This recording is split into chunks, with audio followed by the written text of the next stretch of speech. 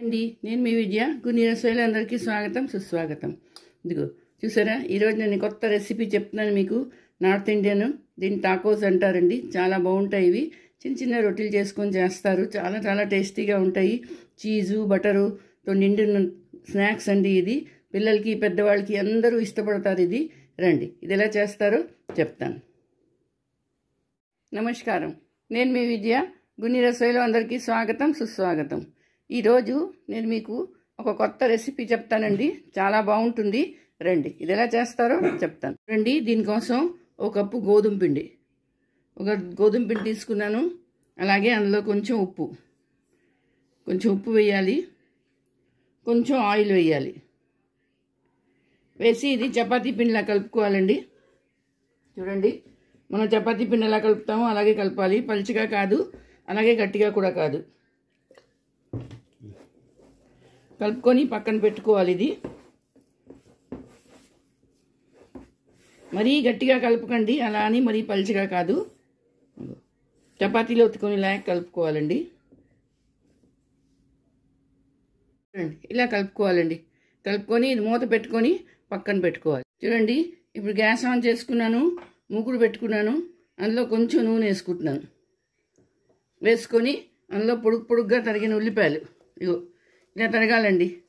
ఉల్లిపాయలు, గ్రేట్ చేసిన అల్లం, ఒక పచ్చిమిరపకాయ, సగం తరిగిన పచ్చిమిరపకాయ, ఇవి వేయించుకోవాలండి. సరే, గోల్డెన్ బ్రౌన్ అయిపోయి ఇప్పుడు గ్యాస్ ఆఫ్ చేసుకొని ఇది పక్కన పెట్టుకోవాలి. అండి, ఇప్పుడు బౌల్ తీసుకున్నాను. అందులో ఉడికిన దుంపలు ఇది మ్యాష్ చేసుకోవాలి.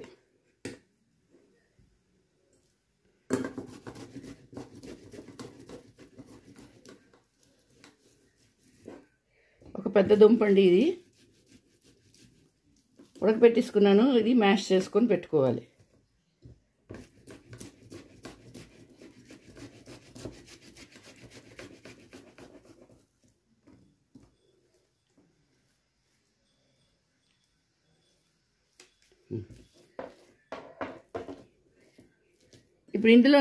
ఇప్పుడు ఉల్లిపాయలు వేయించుకున్నాను కదా, ఆ ఉల్లిపాయలు వేసుకోవాలి. చూడండి, అందులో ఉల్లిపాయలు వేసుకున్నాను.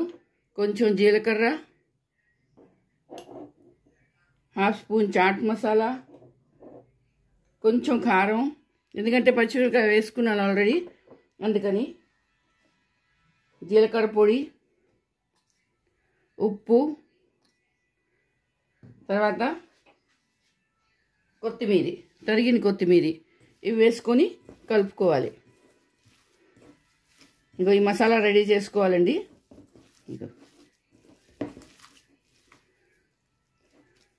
ఇది చేసుకొని ఒక పక్కన పెట్టుకోవాలి. ఇప్పుడు అందులోని తురిమిన క్యారెట్, అలాగే సన్నగా తరిగిన క్యాప్సికము ఇవి కూడా వేసుకోవచ్చండి. మీకు ఇంకా ఏమైనా వెజిటేబుల్స్ కావాలంటే అవి కూడా వేసుకోవచ్చు. ఈ పచ్చివే వేయాలి, వేయించడం అవసరం లేదు. ఈ నోట్లో వస్తాయి కదా, చాలా బాగుంటుందండి, క్రంచీగా ఉంటాయి. ఇప్పుడు ఈ ముద్దని పక్కన పెట్టుకోవాలి. ఇప్పుడు రొట్టెల పిండి తీసుకున్నాను. ఇందాక కలుపుకున్నాను కదా పిండి, ఇది తీసుకొని ఒక రొట్టె ఒత్తుకోవాలి. పెద్దది ఒత్తుకోవాలండి.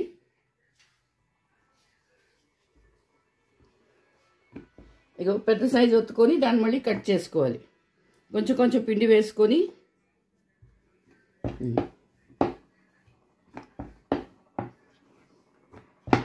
మరీ పలుచగా కాదు, అలా అని మరీ థిక్గా కూడా కాదు.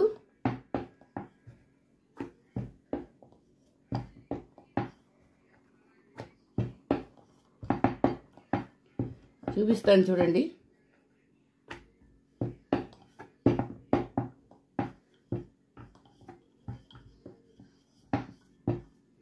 ఇంత ఉండాలండి, ఇంత థిక్నెస్ ఉండాలి. చూసారా, ఇప్పుడు ఏం చేస్తానంటే ఒక చిన్న మూత తీసుకొని దీన్ని కట్ చేసుకుంటాను.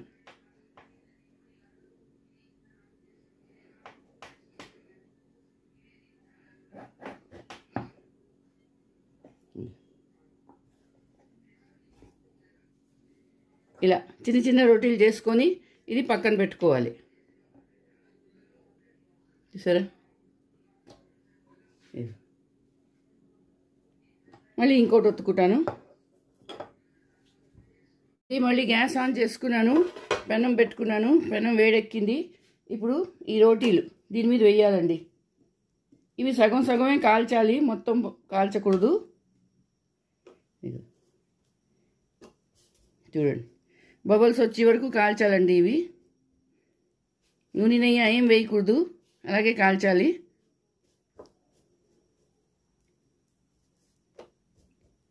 చూడండి, సగం సగం కాల్చాలండి, ఎందుకంటే మళ్ళీ దీన్ని వేరేగా మళ్ళీ కాలుస్తాను.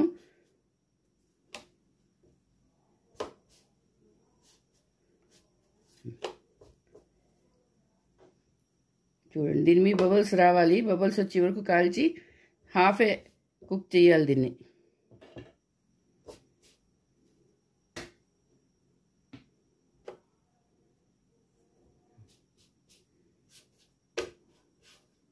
ఇంకా దీన్ని పచ్చిపోయే వరకు దీన్ని కాల్చుకోవాలి.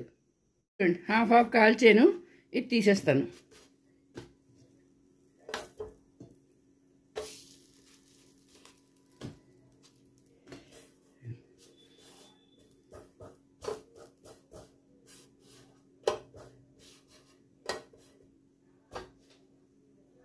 చూడండి, ఈ రోటీలు నేను పెట్టుకున్నాను. దాని మీద పిజ్జా సాస్ రాస్తున్నాను, టమాటా సాస్. మీకు కావాలంటే పిజ్జా సాస్ రాసుకోండి, ఉంటే రాసేసుకోండి, అది కూడా బాగుంటుంది. ఇలా 4 పక్కల రాసేసుకోవాలి మొత్తం. చూడండి, ఇలా రాసేసుకున్నాను కదా.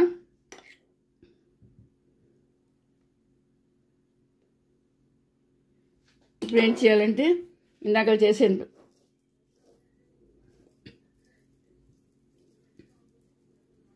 ఇది ఓ పక్క పెట్టుకోవాలి, రెండో పక్క కాదండి, ఓ పక్క పెట్టుకోవాలి.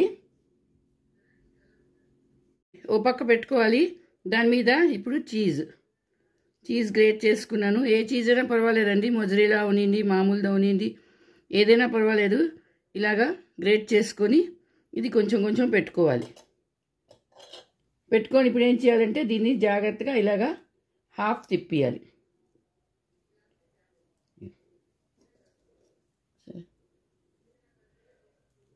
ఇలా తిప్పుకోవాలి.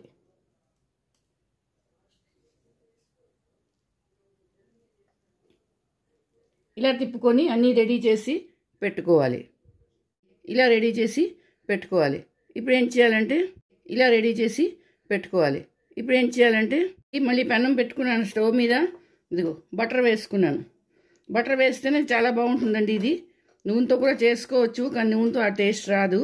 బటర్ వేస్తే చాలా మంచి టేస్ట్ వస్తుందండి. ఇప్పుడు ఏం చేయాలంటే ఇగో ఒక్కొక్కటిగా దీని మీద పెట్టుకొని 2 పక్కల చక్కగా కాల్చుకోవాలి.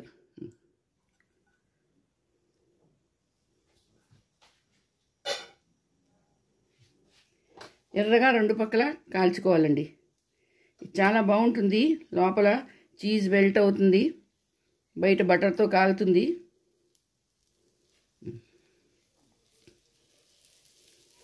సరే,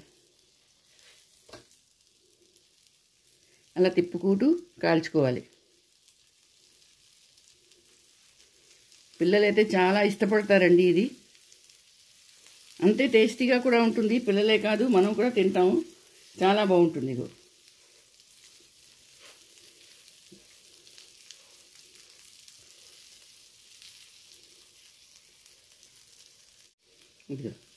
ఇలా 2 చెంచాలతో తీసుకొని ఇది పల్టీ చేయాలి. చూసారా, ఇలా కాల్చుకోవాలి. అందుకనే ఇందాక సగమే కాల్చాను, మొత్తం కాలకుండా. ఇప్పుడు చూడండి ఎంత బాగా కాలిందో ఎర్రగా. చూసారా,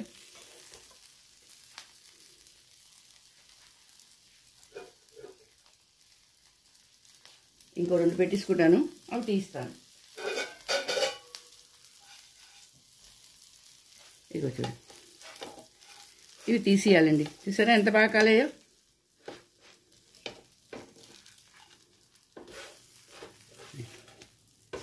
ఇప్పుడు ఇవి 2 కాలుస్తాను.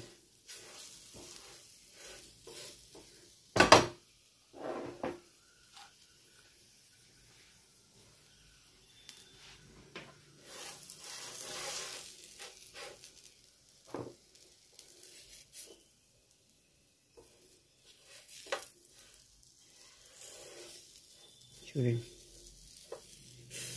చాలా బాగుంటాయండి తినడానికి. సాస్తో డిప్ చేసి తిన్నాం అనుకోండి, ఆహా.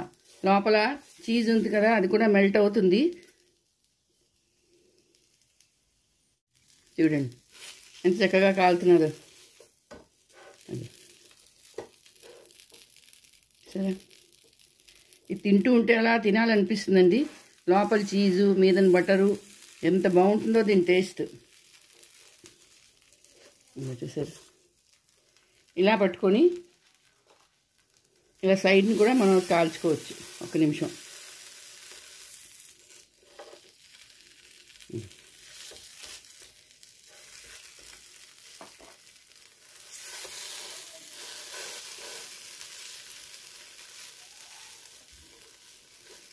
ఇప్పుడు నేను ఇది ప్లేట్లో తీసుకుంటాను.